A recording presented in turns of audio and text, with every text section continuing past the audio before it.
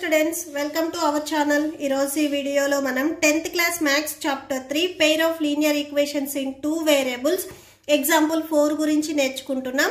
మీకు ఈ చాప్టర్ లో ఉన్న all exercises videos, all example videos, ఈ చాప్టర్ ఇంట్రడక్షన్ వీడియో ఈ వీడియో లాస్ట్ లో డిస్ప్లే అవుతుంది, చెక్ చేసుకోవచ్చు. సో ఎగ్జాంపుల్ 4 లో వచ్చేసరికి మనము సబ్స్టిట్యూషన్ మెథడ్ వాడతాము. అంటే ఈక్వేషన్ నెంబర్ 1 ని ఈక్వేషన్ నెంబర్ 2 లో కానీ ఈక్వేషన్ నెంబర్ 2 ని ఈక్వేషన్ నెంబర్ 1 లో కానీ సబ్స్టిట్యూట్ చేసి ఇక్కడ ఏవైతే వేరియబుల్స్ ఉన్నాయో అంటే x అండ్ y ఉన్నాయి కదా, వాటి వాల్యూస్ మనం ఫైండ్ అవుట్ చేసుకుంటాము. ఓకే, సో చాలా ఈజీగా ఉంటుంది. సొల్యూషన్ చూడండి. ఫస్ట్ దీనికి ఈక్వేషన్ నెంబర్ 1 ఈక్వేషన్ నెంబర్ 2 ఇవ్వండి. సెకండ్ ఈక్వేషన్ మీరు అబ్జర్వ్ చేసినట్లయితే మీకు కొంచెం ఈజీగా ఉంది. సో ఈ సెకండ్ ఈక్వేషన్ నుంచి మనం x ని సపరేట్ చేసుకొని ఈ x వాల్యూని ఈ ఈక్వేషన్ నెంబర్ 1 లో సబ్స్టిట్యూట్ చేస్తే మనకి y వాల్యూ వస్తుంది. ఓకే, సో ఫస్ట్ ఏం చేస్తారంటే ఈక్వేషన్ నెంబర్ 2 ఉంది కదా, x plus 2y equal to 3. So దీని నుంచి x ఈక్వల్ టు x ఇక్కడే ఉంచేసుకొని ఈ 2y ని మీరు ట్రాన్స్పోజ్ చేసుకోండి. ఇక్కడ మీకు ప్లస్ లో ఉంది, ఇటు సైడ్ వస్తే మైనస్ అవుతుంది. సో అంటే 3 మైనస్ 2y అవుతుంది. ఇది x వాల్యూ అనుకోండి. ఈ వాల్యూని మనం ఈక్వేషన్ నెంబర్ 1 లో సబ్స్టిట్యూట్ చేసుకుంటాము. Okay, substitute x value in equation 1. Equation 1 లో సబ్స్టిట్యూట్ చేస్తే we get ఈక్వేషన్ 1 ఒకసారి రాసుకోండి. 7x minus 15y equal to 2. So 7x value 3 minus 2y minus 15y equal to 2. ఈ 7 మీకు 3కి మల్టిప్లై అవుతుంది అండ్ 2y కూడా మీకు మల్టిప్లై అవుతుంది.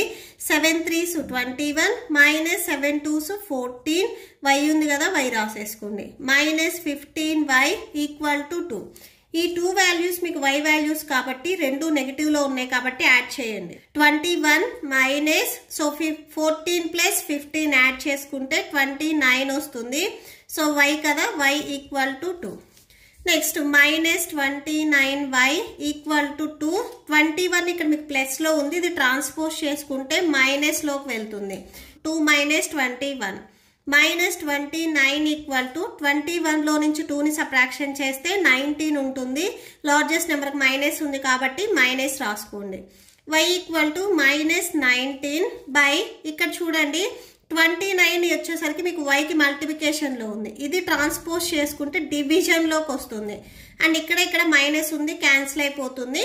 y వాల్యూ 19/29 వచ్చేస్తుంది.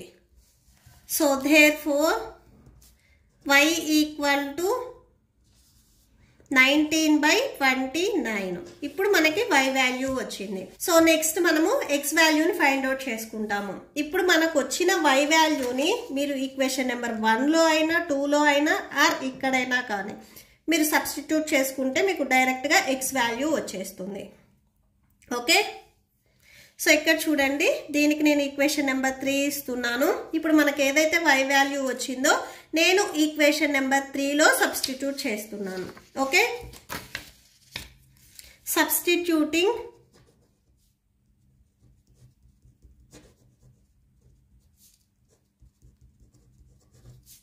y value in equation 3. ఒకసారి ఈక్వేషన్ నెంబర్ 3 చూడండి. x equal to 3 minus 2y, x equal to 3 minus 2y. So x equal to 3 minus 2, y value 19/29.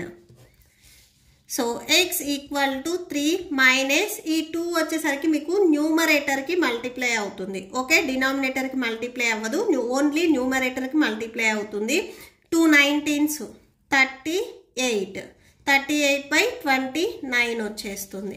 Next x equal to ఈ 29 అనేది మీకు whole by రావాలి అంటే before నెంబర్కి multiply చేసుకోవాలి. So అంటే 29 ఇంటూ 3 మైనస్ 38/29 వస్తుంది. Okay, so x equal to 29 into 3ని మీరు మల్టిప్లై చేస్తే 87 వస్తుంది. 87 మైనస్ 38/29. 87 లో నుంచి 38 మీరు సబ్ట్రాక్షన్ చేస్తే 49 వస్తుంది. 49/29. మీకు ఈ వాల్యూస్ క్యాన్సిల్ చేయొద్దు. Okay, so x value 49/29 and y value 19/29. Okay, so therefore అని ఇక్కడ రాసేసుకోండి. x equal to 49/29 and y equal to 19/29. Okay, so that's it. ఈ వీడియో లాస్ట్లో మీకు నెక్స్ట్ ఎగ్జాంపుల్ 5 కంటిన్యూ అవుతుంది, చెక్ చేసుకోవచ్చు. Thank you and thanks for watching.